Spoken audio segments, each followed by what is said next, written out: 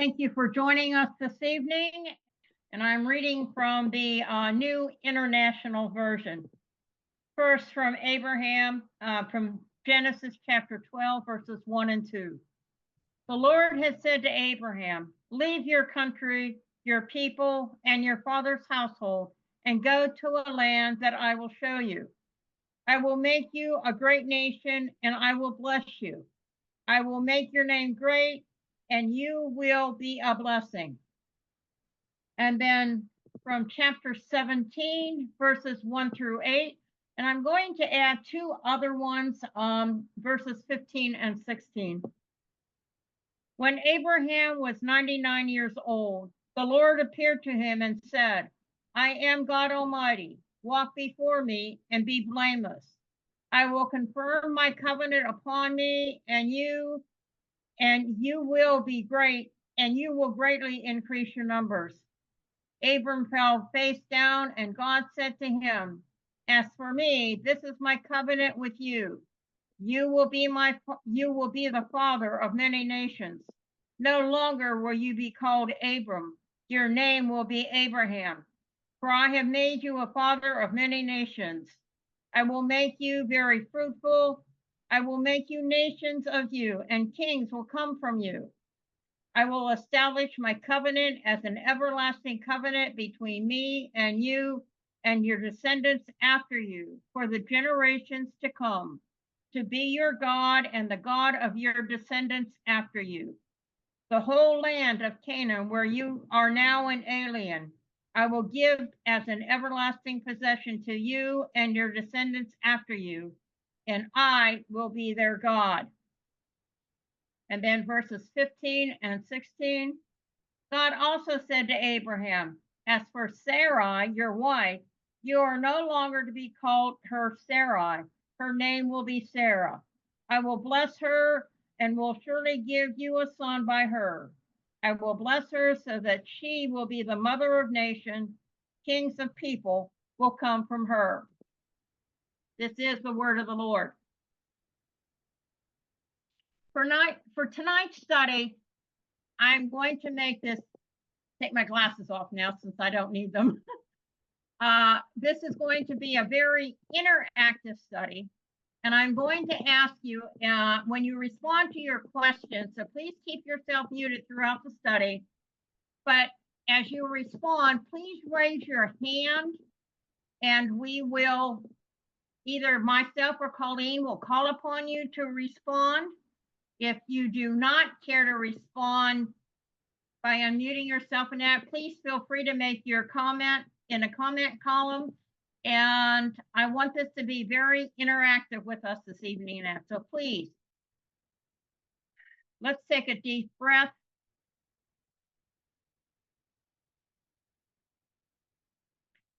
As we begin, let us begin looking at the definition of hope. And my first question for you this evening is, what do you think about when you hear the word hope? The future, light, these are in the comment. Go ahead, Dawn. Go ahead. Something to happen. Okay. Anyone else? Okay, we see a better tomorrow. Yearning for something you don't have, but kind of wish you did. Okay. Okay. We see in the comments, hope in the name of the Lord, things to come and look forward to. From last night's study, a sewer rat, waiting humbly and patiently. Hope is empty without faith. Hope is not a plan, what was always drilled into my head at work. However, I do not believe that faith and hope can be fulfilled. Anyone else? Hope is Jesus. Okay. Well, here is what Webster says hope is. And according to Webster, hope can either be a verb or a noun. So as a verb, It's a wish for a particular event that one considers possible, or a desire to consider possible. And finally, confidence and trust. Now, as a noun, hope is a longing or desire for something accompanying it by the belief in the possibility of its occurrence.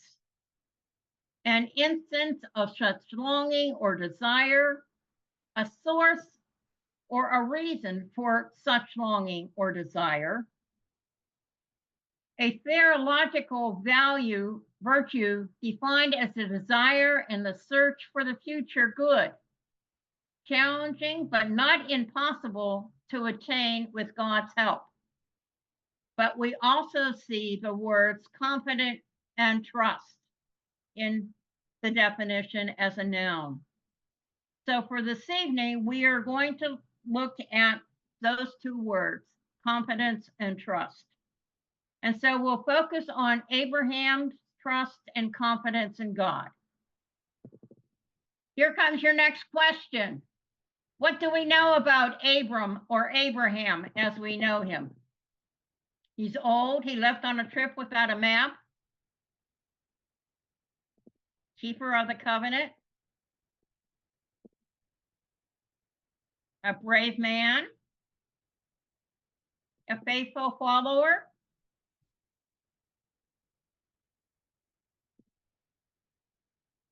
God promised him he would become the father of many nations. Try to pass his wife off as his sister. A migrant and loved God and loved by God.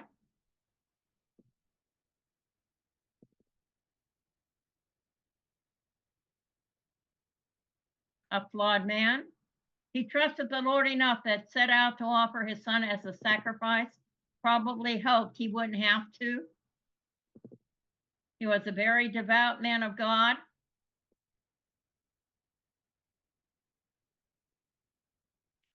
Okay, those are all good answers, but here are some that you left out.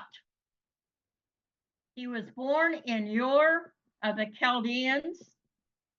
Of course, now we know that he spent most of his life in the land of Canaan. He was a wealthy livestock owner. He had two brothers named Nabor and Haram. Of course, we know that his wife's name was Sarah. He had a nephew by the name of Lot. And of course, we know that he had two sons, Ishmael and Isaiah. Another question for you to think about is does anybody know why Lot was included in Abram's family when he started to move to the land that God would show him? Well, I guess I stumped you on that one. Well, the answer is he became a part of Abram's family when Lot's father died, as was the custom at the time in that they would take care of other family members if their father passed away. So when his father passed away, Lot became the responsibility of Abram, and he would become a part of his family and would move with Abram as they moved to the land where God would show him. Now, can you think of any strengths or accomplishments that might have come from Abraham's life? Okay, endurance. Okay, well here in my study Bible app, they had a little biography of Abraham, and these are some of the things in that they listed underneath his strengths and his accomplishments. His faith pleased God. Of course, we know he became the founder of many nations, of many people, was respected by others, and was courageous in defending his family at any cost. Was not only a caring father to his own family, but practiced hospitality to others. As I mentioned before, Nat, he was a successful and wealthy rancher, as we would call him today. He usually avoided conflicts, but when they were unavoidable, he allowed his opponent to set the rules for setting the dispute. Now, he also had a tendency in that to make a couple mistakes and some weaknesses, as we'll see as we go along. But one of the main weaknesses in that we can see is that under direct pressure, he usually distorted the truth. Now, thinking about our confidence and trust, what can we learn from his life? Okay, God is always there for us. God keeps his promises. God is with us in our trials and successes. God can use our mistakes to be unafraid to go where God calls us. Abraham both trusted God's promises and didn't trust. Hope doesn't have to have a lot of control over what comes next, but God, we can walk with it. As with many others in the Bible, God chooses the flaws to accomplish God's mission. God equips the call, but does not necessarily call the equipped. Okay, those are all good answers, but my little study in that added a couple of other ones in that I want you to think about. God desires dependence, trust, and faith in him, not faith in our ability to please. And God's plan from the beginning has been to make himself known to all his people. Now, Abraham's key verse is found in Genesis 15, verse 6. It says, Abram believed the Lord, and he is credited to him as righteousness. Of course, in that we see his complete story in Genesis from chapters 12 through 25. And we see him mentioned several times in the New Testament, in Acts, Romans, and Hebrews. So, as I said before, now we don't want to confuse Abram and Abraham, for they are the same person. Abram becomes Abraham in chapter 17, and we'll be going through and looking at those various stages. But the renaming is significant as it is the new phase in the life of Abram. He is to become the father of many nations. So we see here first in that Abram in chapter 12 in verses 1 through 2. Does anybody remember what those two verses are about? Can you say the verses again for us, Edith? Yes, I will. Let me open my Bible again. At least the number, the chapter and verse. Yeah, it's chapter 12, verses 1 and 2. Thank you. The Lord said to Abram, leave your country, your people, and your father's household, and go to the land that I will show you. I will make you a great nation. I will bless you. I will make you your name great, and you will be a blessing. So here we see this is the first time that Abram has to make a choice. Of course, that choice is between setting out with his family and belongings to parts unknown, or staying right where he was. He had to decide between the security of what he already had or the uncertainty of traveling under God's direction. All he had to go on was God's promise to guide and bless him. Trusting that God would be with him, Abram took all of his family, his belongings, along with his nephew Lot, and began his journey to the land where God would lead him. Now, as we continue to move on in that chapter, we see that Abram has another choice to make. There was a famine in the land, so Abram had to go down to Egypt to live for a while. My next question is for you. Why do you think there was a famine when God had just called Abram to do what he has asked him to do, to pick everything up and move away?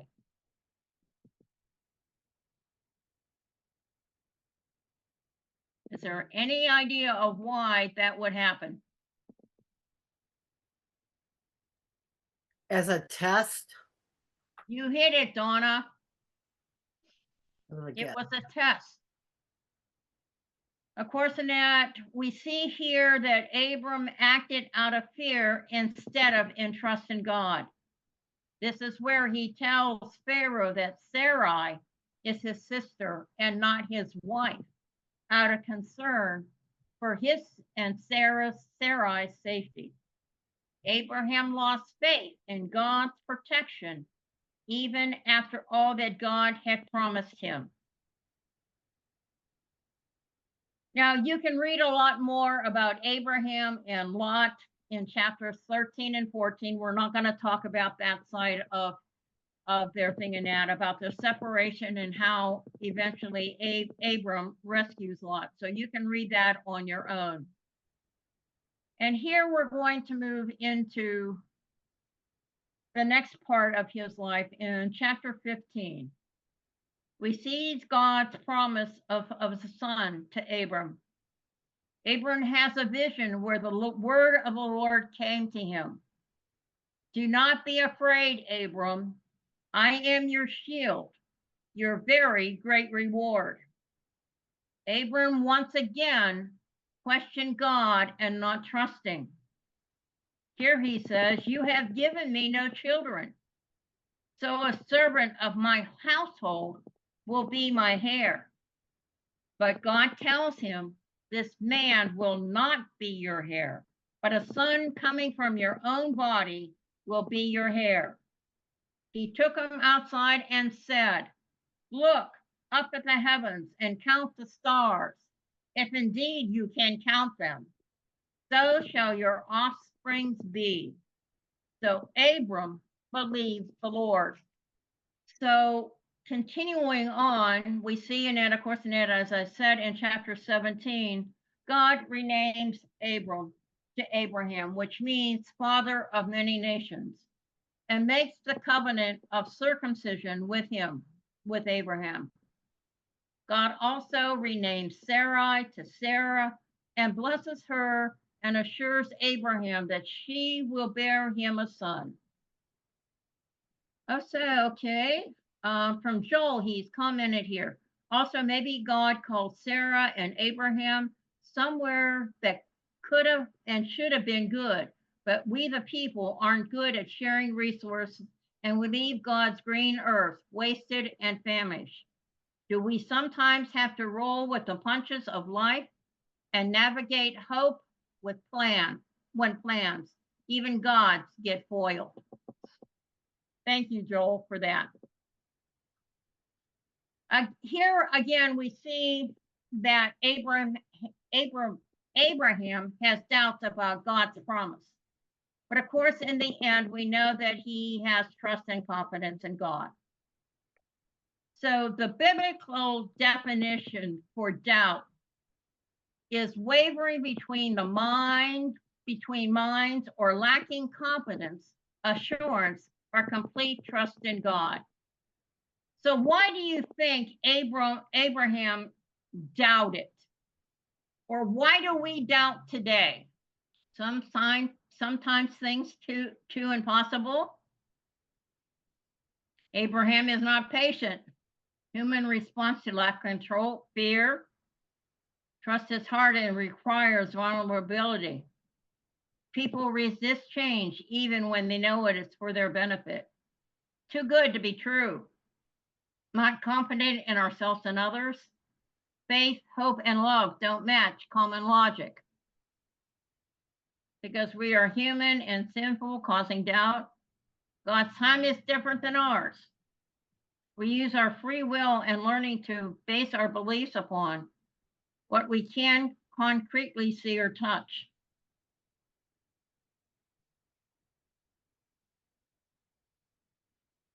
Okay, thinking about doubt, how do you overcome your doubts that you have in your life? Or do we find it hard to overcome our doubts at times? Okay, seek proof, ask for prayer, pray and ask for wisdom. Through prayer and talking with others. Okay, I try to move forward with my thinking. I often pray and ask God for guidance in the matter. Give our doubt up to God through faith and prayer. Doubt isn't always a bad thing. It can lead us to search for more understanding and meaning. Doubt is a part of our faith. Kathy, can you unmute yourself and explain that a little bit more about how doubt isn't always a bad thing? So doubt is kind of inevitable because of us as human beings, and as humans, we don't know it all. And so I don't think we should fear when doubt comes upon us, but we can try to understand what's making us doubt and then to work through it. Okay, thank you. Pastor Jessica writes, remember at all times God has proved himself to me, and remember that God is always faithful when I am not. We're going to look at one final example of Abraham's trust in God. Oh, okay. Joel responded, we often hear definitions of theology as faith-seeking understanding, and our understanding is limited, but brave. Maybe doubt is part of trying to understand while seeking to learn more. Okay, a final example of Abraham's trust in God. We see this trust in chapter 22. And this is the story where God tells Abraham to take his son Isaac and to go to the region of Moriah and sacrifice him as a burnt offering on the mountain that he is to tell you about. Of course, Abraham does as God's asked. He takes Isaac and proceeds to where God leads. When they get to the area, Isaac asks his father, where is the animal for our sacrifice? And Abraham says, God will provide. So thinking of that story, how do you think Abraham and Isaac felt at that moment?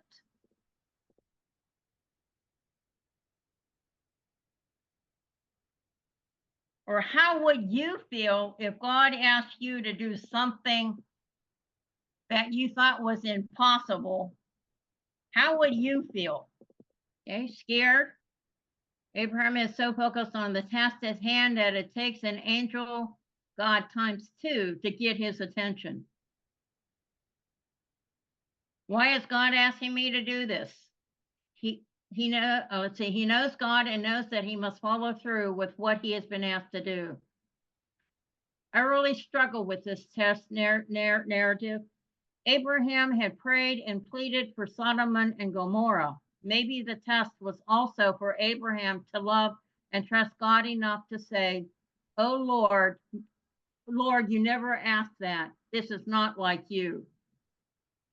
From Joel. Let's see, Claire says appalled.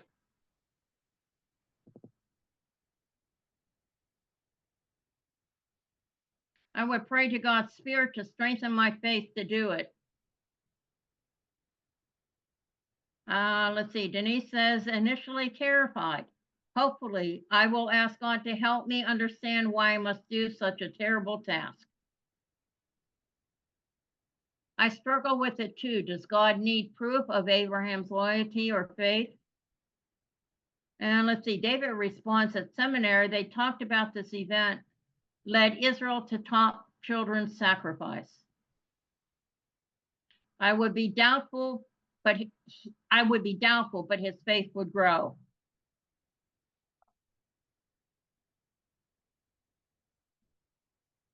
Do we sometimes find that the tests that God puts us through increases our ability to maybe trust him more?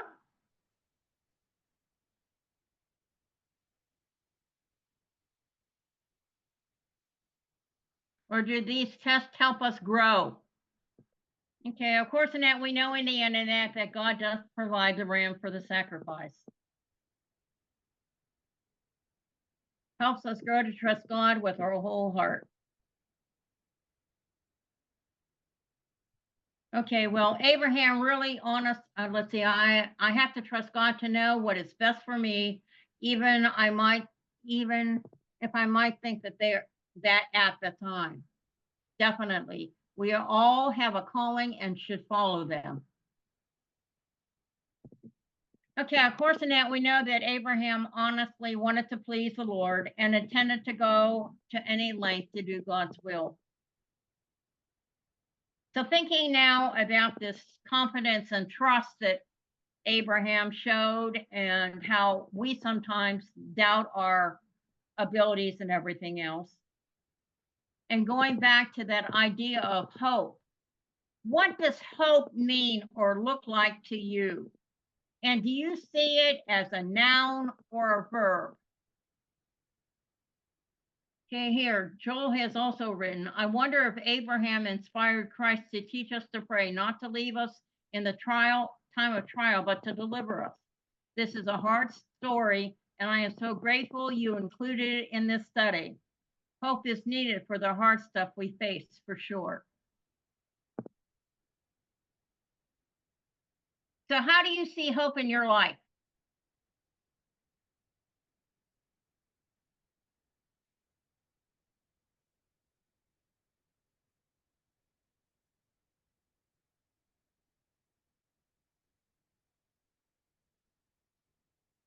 Okay, we see it as a verb, absolutely necessary. Hope is both a verb and a noun, but without the verb, the noun would be less important.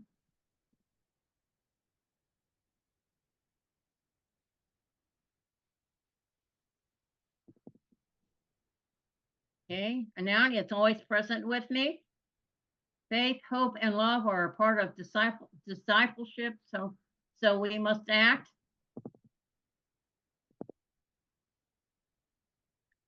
Martin says, I see it as a verb, an action, and allows us to have a stronger relationship with God. Richard replies, I see faith as an adjective, but hope as a verb. And Kathy responds, without hope, we can't fully live. Pastor Meredith says, both and, nor, either or. Yes, it can be, depending on what we're going through in our lives. It can be both a noun and a verb. So how do you overcome? Let's see, Kathy replies, allows me to walk even the dark days of my life because I know where my journey will end.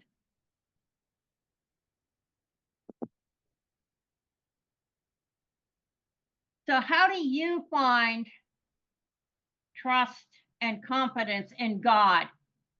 Okay, Paul responded a noun, it's always present with me. And then Joel responded to that, well, and goodness, but nouns put the emphasis on God's grace rather than on my self-guided search to focus all on my action. God bless the nouns.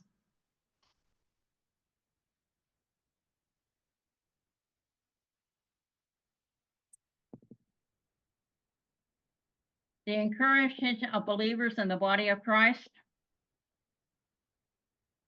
I don't find it, the Spirit provides it.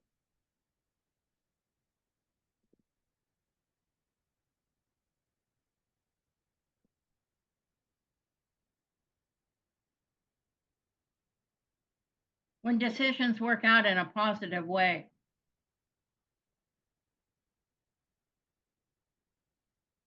Okay, let's then, oh, okay, let's see, one more. Let's see, Christian hope is different than wishing upon a star or blowing out a birthday candle because it is based upon our trust in God and his goodness and love for us. Well, let's remember three things that God promised Abraham. God promised a promised land. He promised him descendants. He promised a blessing and redemption. And looking at this and studying it out, I see there are probably about five things, five qualities that we can strive for that we see in Abraham's life. Of course, in that we see faith, we see his obedience, we see his humility, we see his hospitality, and of course, in that intercession. And as was shared in our morning devotion, our morning email this morning, I would like to share with you as we close out this evening in that my poem entitled Hope. Now, it doesn't really have too much to say about this time of the year and that because this was written during Advent several years ago. So it gives you a better understanding of where this poem had come from. Hope. Hasten to see Jesus. Observe the season. Promise of joy to come.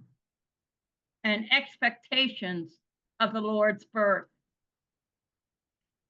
So something for you to think about. Thank you, Kathy. I appreciate that.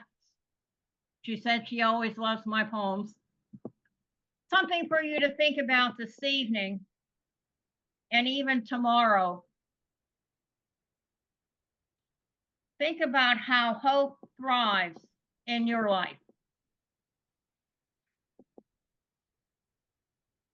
And with that, I thank you for your participation this evening.